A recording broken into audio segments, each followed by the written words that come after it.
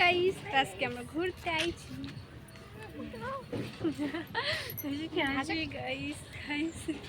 Guys ঘুরতে এসে ঘুরতে পান। তো যেমন কি তোমরা সবাই জানোই যে আগামীকাল 25শে ডিসেম্বর গেল, মানে বড়দিনের বেলা। তো সবাই তো ঘুরতে যাই, আমরাও গিয়েছিলাম একটু আমরা ঘুরতে। চলে এসেছি আর একটু তারপর যাব।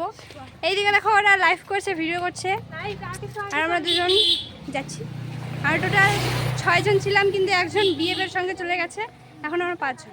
আর 25শে ডিসেম্বর বলে কথা, এই জায়গাটা ভীষণ সুন্দর করে সাজিয়েছিল, চারিদিকে খুব লাইটিং মানে ছিল, আর সাইডে মানে গানও চলছিল, যার জন্য আমাকে একটু ভয়েস দিতেই হলো। আমরা এখানে অনেকক্ষণ ছিলাম, আর অনেকগুলো ছবি তোলার পর আমরা আরও গিয়েছিলাম অন্য জায়গায়। আমি খোপার মধ্যে দিয়েছিলাম এই ফুলটা, যেটা আমার ভীষণই পছন্দ ছিল। আর এইখানে এরা ছবি তুলতে এত ব্যস্ত, মানে এরা যে এইখানে আসার পর কতগুলো ছবি তুলেছে, তোমরা জাস্ট আমার ফোনটা দেখলে অবাক হয়ে যাবে।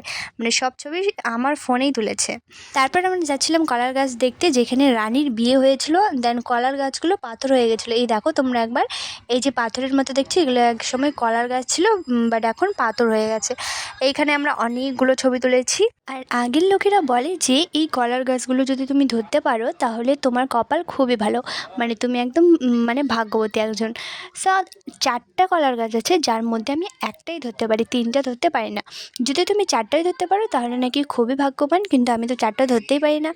দেন আমরা চলে এসেছিলাম এইখানে। আর এই যে তোমরা জায়গাটা দেখছো, এইখানে 52 রাজার বাড়ি ছিল।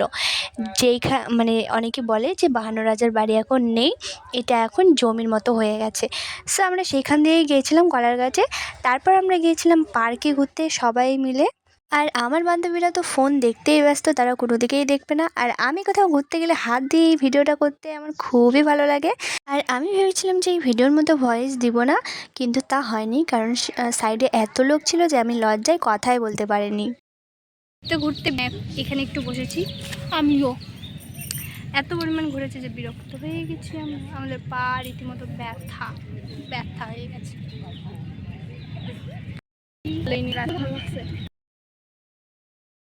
আমরা পার্ক থেকে দেন বাড়িতে চলে যাবো।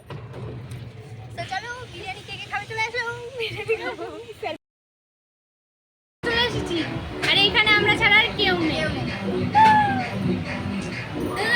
আর সাইডে হচ্ছে গান, এখন ভাবো কেমন মজা।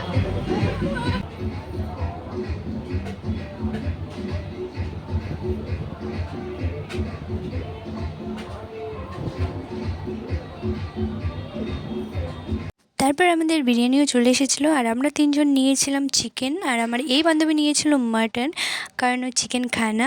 দেন আমরা খাওয়া দাওয়া করে ওইখান থেকে বেরিয়ে গিয়েছিলাম, আর কোথাও যাইনি, বাড়ির উদ্দেশ্যে একবারই চলে এসেছিলাম। তারপর আমার 2 বান্ধবী নেমে যাওয়ার পর আমরা দুজনেই ছিলাম এইখানে, আমরা ভিডিও করছিলাম। আর আমার বান্ধবী আমাদের বাড়িতে এসেছিলো সাজতে, তার জন্য আমার বাড়িতেই যাবে এখন। সো আজকের ভিডিওটা এই পর্যন্তই, দেখাবে নেক্সট ভিডিওতে। বাই।